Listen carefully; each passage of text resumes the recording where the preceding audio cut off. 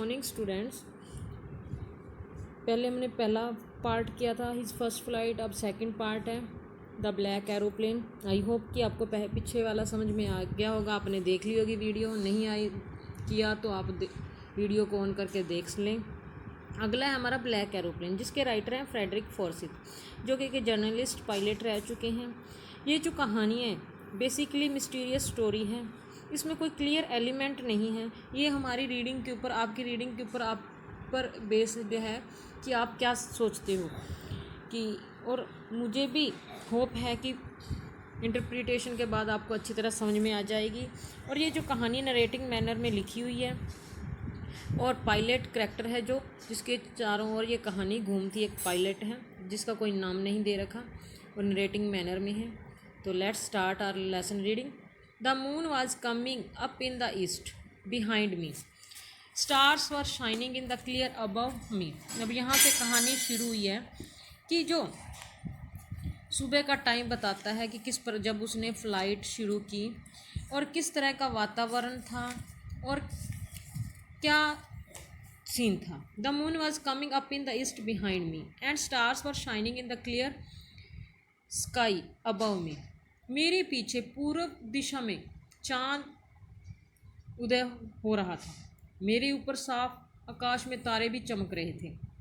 There wasn't a cloud in the sky, आकाश में एक भी बादल नहीं था तब जब मैंने उड़ान भरी। I was happy to be alone high up above the sleeping countryside, और मैं बहुत खुश था अकेला कंट्री साइड देहात का इलाके के ऊपर इतनी ऊंचाई में उड़ान भर रहा था, सोए हुए देहात के इलाके पर। स्लीपिंग कंट्री साइड, सोए हुए देहात के इलाके के ऊपर। I was flying my old Dakota aeroplane over France back to England. मैं अपने पुराने डकोटा वायुयान को फ्रांस के ऊपर से इंग्लैंड की तरफ उड़ा रहा था। I was dreaming of my holiday and looking forward to being with my holiday. Dreaming, स्वप्न देखना। मैं अपनी छुट्टी का स्वप्न देख रहा था और अपने परिवार के साथ, परिवार को मिलने के लिए, परिवार के साथ को पाने के लिए बड़ा ही उत्सुक था। I looked at my watch 1:30 in the morning. मैंने जब मेरी घड़ी देखी तो उसमें टाइम क्या शो हो रहा था कि सुबह के 1:30 बज रहे थे। I should call Paris control soon, I thought. मैंने सोचा कि मुझे शीघ्र ही पेरिस कंट्रोल रूम से संपर्क करना चाहिए। As I looked down past the nose of the aeroplane, जैसे ही मैंने वायुयान के अगले भाग से नीचे की तरफ देखा, आई सा the lights of a big city in front of me. मैंने देखा कि मेरे सामने एक बड़े शहर की रोशनी यहाँ दिखाई दे रही थी।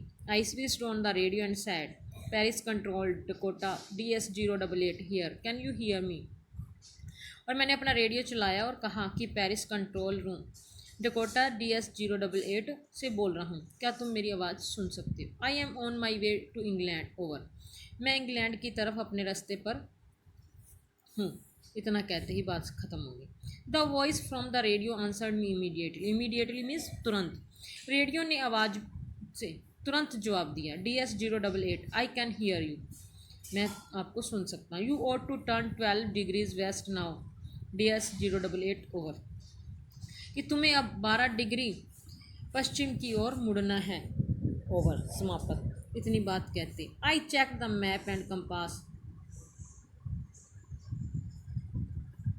I checked the map and the compass, switched over to my second and last fuel tank, and turned the Dakota 12 degrees west towards England. मैंने अपना मैप और कंपास, जिससे डायरेक्शन पता चलती है, आप साइंस में पढ़ते हो कंपास के बारे में, वो दिशा सूचक सुई, स्विच्ड ओवर द, और मेरा जो दूसरा और अंतिम ईंधन का टैंक था वो भी मैंने स्टार्ट किया। और जैसा उसने कहा कि 12 डिग्री पर पश्चिम की तरफ, पश्चिम में, और इंग्लैंड की तरफ घुमाओ, तो मैंने अपने जहाज को घुमा लिया।